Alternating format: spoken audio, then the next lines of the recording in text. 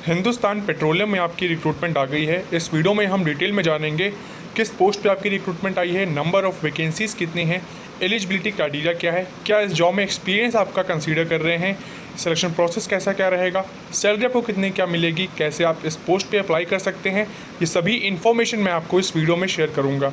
अगर आप हमारे चैनल रैंकिंगपीडिया एजुकेशन पे नए हैं तो चैनल को अभी सब्सक्राइब कर लें। तो चलिए फिर स्टार्ट करते हैं वीडियो को। तो इंपॉर्टेंट डेट्स आपकी हैं यहाँ पे 1 जून से आपके एप्लीकेशन ओपन अप हो जाएंगे, आपके फॉर्म जो है ओपन अप हो जाएगा, आप इस डेट से अप्लाई करना स्टार्ट कर देंगे और इसकी जो लास्ट डेट है वो आपकी है 30 जून 2025। ये आपकी फ्रेशर्स के लिए जो लास्ट डेट है, यानी कि अगर आपके पास एक्सपीरियंस नहीं है, सिर्फ आपने अपना ग्रेजुएशन कंप्लीट किया है, जो भी यहाँ पे डिग्री है अभी हम वो देखेंगे, अगर आपने सिर्फ ग्रेजुएशन कंप्लीट किया है तो फिर आप एज अ फ्रेशर काउंट किए जाएंगे और आपके लिए यहाँ पे जो लास्ट डेट है वो आपकी है 30 जून 2025। 30 जून आपके लिए लास्ट डेट है। तो वहीं जिनके पास एक्सपीरियंस है, अभी यहाँ पे एक्सपीरियंस भी मांग रहे हैं, तो अगर आपके पास एक्सपीरियंस है तो फिर आपके लिए ये लास्ट जो डेट है वो आपकी है 15 जुलाई 2025। ठीक है, अब यहाँ पे पोजीशन देख लेते हैं, एलिजिबिलिटी क्राइटेरिया देख लेते हैं, वैकेंसीज देख लेते हैं कितनी क्या है। तो पहले यहाँ पे आप देख सकते हैं इस टेबल में एग्जीक्यूटिव असिस्टेंट पोजीशन के लिए यहाँ पे आपकी जो पे स्केल है वो आपका है 30,000 रुपीज़ से लेकर 1,20,000 रुपीज़ पर मंथ। इसकी आपकी 10 वैकेंसीज़ हैं। मैक्सिमम एज यहाँ पे है 25 ईयर्स। एसेंशियल क्वालिफिकेशन अगर आप यहाँ देखेंगे तो यहाँ पे लिखा है कि minimum 3 years full time regular graduation अगर आपने कंप्लीट कर लिया है किसी भी डिसिप्लिन में तो फिर आप एग्जीक्यूटिव असिस्टेंट की पोस्ट पे अप्लाई कर सकते हैं। सेकेंड आपकी यहाँ पे पोस्ट है जूनियर एग्जीक्यूटिव सिविल की पोस्ट। इसमें भी आपकी सैलरी 30,000 रुपीज़ से लेकर 1,20,000 रुपीज़ पर मंथ तक रहेगी। इसकी नंबर ऑफ़ वैकेंसीज़ हैं 50 और यहाँ पे एसेंशियल क्वालिफिकेशन क्या है, अगर आपने 3 इयर्स का यहाँ पे regular diploma in civil engineering complete किया है तो फिर आप इस पोजीशन पे अप्लाई कर सकते हैं। फिर नेक्स्ट आपकी है जूनियर एग्जीक्यूटिव मैकेनिकल की। इसकी आपकी नंबर ऑफ़ वैकेंसीज़ हैं 15 और अगर आपने 3 इयर्स का डिप्लोमा कंप्लीट कर लिया है मैकेनिकल इंजीनियरिंग में तो फिर आप इस पोस्ट पे अप्लाई कर सकते हैं। फिर नेक्स्ट आपकी पोस्ट है जूनियर एग्जीक्यूटिव क्वालिटी कंट्रोल की। यहाँ पे सैलरी रहेगी 30,000 रुपीज़ से लेकर 1,20,000। वैकेंसीज़ हैं आपकी 19 और अगर आपने 3 इयर्स का ग्रेजुएशन कंप्लीट किया है, बीएससी केमिस्ट्री अगर आपने कंप्लीट किया है तो फिर आप इस पोजीशन पे अप्लाई कर सकते हैं जूनियर एग्जीक्यूटिव क्वालिटी कंट्रोल की। ठीक है, नेक्स्ट आपकी पोजीशन है मैकेनिकल इंजीनियर की। यहाँ पे आपकी सैलरी रहेगी 50,000 रुपीज़ से लेकर 1,60,000 रुपीज़ पर मंथ तक और इसकी नंबर ऑफ़ वैकेंसीज़ हैं 98। तो काफ़ी अच्छी अपॉर्चुनिटी है। अगर आपने ग्रेजुएशन कंप्लीट कर लिया है, 4 इयर्स का फुल टाइम ग्रेजुएशन अगर आपने कंप्लीट किया है मैकेनिकल इंजीनियरिंग या फिर मैकेनिकल इंजीनियरिंग एलाइड ब्रांचेस में तो फिर आप मैकेनिकल इंजीनियर की पोस्ट पे एलिजिबल हैं, आप इसमें अप्लाई कर सकते हैं। ठीक है, नेक्स्ट आपकी है यहाँ पे इलेक्ट्रिकल इंजीनियर की। यहाँ पे भी सैलरी आपकी सेम रहेगी जैसे आपकी मैकेनिकल इंजीनियर की थी। तो यहाँ पे इलेक्ट्रिकल इंजीनियर की सैलरी है 50,000 रुपीज़ से लेकर 1,60,000 रुपीज़ पर मंथ और नंबर ऑफ़ वैकेंसीज़ हैं यहाँ पे 35। इसके लिए अगर आपने 4 इयर्स का रेगुलर फुल टाइम यहाँ पे ग्रेजुएशन अपना कंप्लीट कर लिया है इलेक्ट्रिकल इंजीनियरिंग में या फिर इलेक्ट्रिकल इंजीनियरिंग एलाइड ब्रांचेस में तो फिर आप इसमें अप्लाई कर सकते हैं।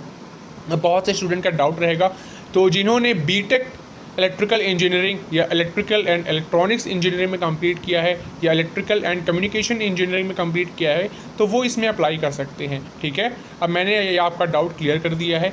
फिर नेक्स्ट आपकी पोजीशन है सिविल इंजीनियर की। इसकी सैलरी है 50,000 रुपीज़ से लेकर 1,60,000 रुपीज़ पर मंथ। सिर्फ आपकी 16 वैकेंसीज़ हैं। यहाँ पे भी सेम आपका एलिजिबिलिटी क्राइटेरिया वही है, 4 इयर्स का फुल टाइम आपने इंजीनियरिंग कोर्स कंप्लीट किया है सिविल इंजीनियरिंग में या फिर सिविल इंजीनियरिंग एलाइड ब्रांचेस में तो फिर आप इसमें एलिजिबल हैं, आप इस पोस्ट पे अप्लाई कर सकते हैं। ठीक है, फिर नेक्स्ट आपकी है केमिकल इंजीनियर की जॉब पोजीशन। यहाँ पे इसकी नंबर ऑफ़ वैकेंसीज़ हैं 26 और अगर आपने full time regular engineering course chemical engineering में कंप्लीट किया है या अलाइड ब्रांचेस में तो फिर आप इसमें अप्लाई कर सकते हैं। नेक्स्ट आपकी है चार्टेड अकाउंटेंट। सैलरी यहाँ पे रहेगी चार्टेड अकाउंटेंट की 50,000 रुपीज़ से लेकर 1,60,000 रुपीज़ पर मंथ और आपकी नंबर ऑफ़ वैकेंसीज़ हैं 24। यहाँ पे मैक्सिमम एज यहाँ पे जो चार्टेड अकाउंटेंट हैं इस पोजीशन के लिए मैक्सिमम एज आपकी है 27 ईयर्स। तो अगर आपने क्वालिफाइड यहाँ पे चार्टेड अकाउंटेंट अगर आपने क्वालिफाई कर लिया है तो फिर आप इसमें अप्लाई कर सकते हैं। इसके अलावा यहाँ पे मिनिमम 3 इयर्स का फुल टाइम रेगुलर ग्रेजुएशन अगर आपने कंप्लीट की है किसी भी डिसिप्लिन में तो फिर आप इसमें अप्लाई कर सकते हैं। ठीक है। नेक्स्ट आपकी पोजीशन है ऑफिस HR। सैलरी यहाँ पे है 50,000 रुपीज़ से लेकर 1,60,000 रुपीज़ पर मंथ। वैकेंसीज़ हैं आपकी 6। और अगर आपने एजुकेशन क्वालिफिकेशन अगर आप यहाँ पे देखेंगे तो अगर आपने 2 इयर्स का full time post graduate degree या फिर पोस्ट ग्रेजुएट डिप्लोमा या फिर अगर आपने MBA कर रखा है HR में या पर्सनल मैनेजमेंट स्पेशलाइजेशन ब्रांच में तो फिर आप इसमें अप्लाई कर सकते हैं। नेक्स्ट आपकी है ऑफिसर इंडस्ट्रियल इंजीनियरिंग की पोजीशन यहाँ पे है, सिर्फ आपकी एक वैकेंसी है। सैलरी आपकी रहेगी 50,000 रुपीज़ से लेकर 1,60,000 रुपीज़ पर मंथ। यहाँ पे एजुकेशन क्वालिफिकेशन अगर आप यहाँ पे देखेंगे तो अगर आपने 4 इयर्स का रेगुलर इंजीनियरिंग कोर्स कंप्लीट किया है किस ब्रांच में, मैकेनिकल में या फिर इलेक्ट्रिकल में या फिर इंस्ट्रूमेंटेशन में या फिर केमिकल में या फिर सिविल इंजीनियरिंग ब्रांच में, प्लस आपने 2 इयर्स का full time post graduate degree अगर आपने कंप्लीट की है इंडस्ट्रियल इंजीनियरिंग में तो भी तभी आप इसमें अप्लाई कर सकते हैं ऑफिसर इंडस्ट्रियल इंजीनियरिंग पोजीशन पे। ठीक है। सिर्फ आपकी एक वैकेंसीज़ हैं। चलिए अब बात कर लेते हैं एक्सपीरियंस्ड प्रोफेशनल पोजीशंस की। तो यहाँ पे पहले आपकी पोजीशन है असिस्टेंट ऑफिसर की। सैलरी यहाँ पे रहेगी 40,000 रुपीज़ से लेकर 1,40,000 रुपीज़। और यहाँ पे इसी को एक और इसी में पोस्ट आपकी है ऑफिसर ऑफिशियल लैंग्वेज की। इसकी सैलरी है 50,000 रुपीज़ से लेकर 1,60,000 रुपीज़ पर मंथ। सिर्फ आपकी 2 वैकेंसीज़ हैं। जो असिस्टेंट ऑफिसर की पोस्ट है उसके लिए मैक्सिमम एज आपकी है 30 और जो वहीं ऑफिसर ऑफिशियल लैंग्वेज इम्प्लीमेंटेशन की जो पोस्ट है इसके लिए वैकेंसी यहाँ पे मैक्सिमम एज है 33 इयर्स। अब एसेंशियल क्वालिफिकेशन पे अगर आप देखेंगे तो यहाँ पे एसेंशियल क्वालिफिकेशन मेंशन्ड है। पहला है कि अगर आपने यहाँ पे अपना ग्रेजुएशन कंप्लीट किया है किसी भी डिसिप्लिन में और इसके साथ ही साथ आपका पोस्ट ग्रेजुएट डिग्री जो है आपकी वो हिंदी विषय में होनी चाहिए, तभी आप इसमें अप्लाई कर सकते हैं। मिनिमम यहाँ पे एक्सपीरियंस कितना क्या हम कंसीडर कर रहे हैं वो चीज़ आप यहाँ पे देखें तो जो असिस्टेंट ऑफिसर की पोजीशन है इसके लिए आपको मिनिमम 3 इयर्स यहाँ पे रिक्वायर्ड है एक्सपीरियंस। और ऑफिसर ऑफिशियल लैंग्वेज इम्प्लीमेंटेशन की जो पोजीशन है उसके लिए मिनिमम एक्सपीरियंस आपको चाहिए 6 इयर्स का, तभी आप इसमें अप्लाई कर सकते हैं। अब नेक्स्ट यहाँ पे पोजीशन है लॉ ऑफिसर की। सैलरी यहाँ पे रहेगी 50,000 रुपीज़ से लेकर 1,60,000 रुपीज़ पर मंथ। सिर्फ आपकी 3 वैकेंसीज़ हैं। एज लिमिट यहाँ पे मैक्सिमम वो है आपकी 26 साल। ठीक है। और यहाँ पे एसेंशियल क्वालिफिकेशन देखें तो अगर आपने 3 इयर्स का फुल टाइम कोर्स लॉ में किया है या फिर अगर आपने 5 इयर्स का कोर्स लॉ में किया है आफ्टर 12th तो फिर आप इसमें अप्लाई कर सकते हैं। और यहाँ पे मिनिमम एक्सपीरियंस आपको 1 साल का होना चाहिए। ठीक है। नेक्स्ट आपकी है सेफ्टी ऑफिसर उत्तर प्रदेश में। यहाँ पे सैलरी आपकी रहेगी 50,000 रुपीज़ से लेकर 1,60,000 रुपीज़ पर मंथ। और यहाँ पे नंबर ऑफ वैकेंसीज़ हैं सिर्फ आपकी 2। इसके लिए एसेंशियल क्वालिफिकेशन क्या है, अगर आपने 4 इयर्स का full time regular engineering course complete किया है मैकेनिकल में, कहने का मतलब है अगर आपने BTech कंप्लीट कर लिया है मैकेनिकल में या इलेक्ट्रिकल में या इंस्ट्रूमेंटेशन में या केमिकल में या सिविल इंजीनियरिंग में तो फिर आप इसमें अप्लाई कर सकते हैं। लेकिन एक और चीज़ यहाँ पे आपको ध्यान रखनी है कि 2 साल का एक्सपीरियंस आपको ज़रूर होना चाहिए, तभी आप इस पोजीशन पे अप्लाई कर सकते हैं। ठीक है। नेक्स्ट यहाँ पे आपकी वैकेंसी है सेफ्टी ऑफिसर तमिलनाडु में। 50,000 रुपीज़ से लेकर 1,60,000 रुपीज़ सैलरी रहेगी और 3 वैकेंसीज़ हैं इसमें भी सेम आपका यही है कि रेगुलर फुल टाइम इंजीनियरिंग आपका कोर्स कंप्लीट किया हो आपने, अगर मैकेनिकल में या इलेक्ट्रिकल में या इंस्ट्रूमेंटेशन में या केमिकल में या सिविल इंजीनियरिंग में। इसके साथ ही साथ आपके पास डिग्री या डिप्लोमा इंडस्ट्रियल सेफ्टी में ज़रूर होना चाहिए जो कि तमिलनाडु स्टेट गवर्नमेंट की तरफ से रिकग्नाइज्ड हो। प्लस आपको तमिल लैंग्वेज का नॉलेज ज़रूर होना चाहिए। ठीक है। ऐसे ही उत्तर प्रदेश के केस में था तो वहाँ पे आपका हिंदी जो लैंग्वेज है वो आपको ज़रूर आनी चाहिए। ठीक है। नेक्स्ट आपकी है senior officer city gas distribution operation and maintenance में। यहाँ पे आपकी सैलरी है 60,000 रुपीज़ से लेकर 1,80,000 रुपीज़ पर मंथ। यहाँ पे आपकी नंबर ऑफ वैकेंसीज़ हैं सिर्फ आपकी 4 और 3 इयर्स का एक्सपीरियंस यहाँ पे होना चाहिए आपके पास। फिर नेक्स्ट आपकी है इसी में senior officer city gas distribution project में। यहाँ पे सैलरी आपकी रहेगी 60,000 रुपीज़ से लेकर 1,80,000 रुपीज़ पर मंथ और नंबर ऑफ वैकेंसीज़ आपकी हैं सिर्फ आपकी 6। इसके लिए भी सेम आपका एजुकेशन क्वालिफिकेशन वही है और एक्सपीरियंस भी आपका वही है। नेक्स्ट आपकी पोजीशन है सीनियर ऑफिसर सेल्स में। आपकी है retail lubes direct sales LPG में। सैलरी आपकी रहेगी 60,000 रुपीज़ से लेकर 1,80,000 रुपीज़ पर मंथ। आपकी नंबर ऑफ वैकेंसीज़ हैं 25 और यहाँ पे अगर आपने बीटेक कंप्लीट किया है मैकेनिकल इंजीनियरिंग में या इलेक्ट्रिकल इंस्ट्रूमेंटेशन या केमिकल या सिविल इंजीनियरिंग में, तो आप इसमें अप्लाई कर सकते हैं। ठीक है, प्लस आपका यहाँ पे 2 साल का MBA ज़रूर होना चाहिए। MBA या PGDM कोर्स अगर आपने कर रखा है तब आप इसमें एलिजिबल हैं, और 2 साल का एक्सपीरियंस भी यहाँ पे मांग रहे हैं। ठीक है, तो इस चीज़ को आपको ध्यान में रखना है। नेक्स्ट आपकी है सीनियर ऑफिसर की assistant manager non fuel business में 6 वैकेंसीज़ हैं। तो सीनियर ऑफिसर की जो सैलरी रहेगी वो आपकी है 60,000 रुपीज़ से लेकर 1,80,000 रुपीज़। तो वहीं assistant manager non fuel business में की जो पोजीशन है इसकी सैलरी है यहाँ पे 70,000 रुपीज़ से लेकर 2 लाख रुपीज़ पर मंथ। इसके लिए क्वालिफिकेशन क्या है, अगर आपने इंजीनियरिंग कंप्लीट की है मैकेनिकल, इलेक्ट्रिकल, इंस्ट्रूमेंटेशन, केमिकल या सिविल इंजीनियरिंग में, प्लस आपने 2 इयर्स का फुल टाइम MBA या PGDM कोर्स कर रखा है, तो आप इसमें एलिजिबल हैं, आप इसमें अप्लाई कर सकते हैं। बाकी आप इसी तरह वैकेंसीज़ यहाँ पे जो एक्सपीरियंस मांग रहे हैं वो चीज़ आप यहाँ पे देख सकते हैं। अब आते हैं पेट्रोकेमिकल्स डिपार्टमेंट में, तो यहाँ पे मैनेजर टेक्निकल की पोजीशन है, सैलरी रहेगी 80,000 रुपीज़ से लेकर 2,20,000 रुपीज़ पर मंथ। 3 वैकेंसीज़ हैं इसकी। और अगर आपने बीटेक कंप्लीट कर लिया है केमिकल या पॉलीमर या प्लास्टिक इंजीनियरिंग में, तो आप इसमें अप्लाई कर सकते हैं। यहाँ पे एक्सपीरियंस कितना मांग रहे हैं, 9 इयर्स का। ठीक है, ऐसे ही आप यहाँ पे पोजीशन जो आपकी मेंशन्ड है ये सभी पोजीशंस आप यहाँ पे पढ़ सकते हैं। ये PDF मैं अपने टेलीग्राम ग्रुप पे शेयर करूँगा।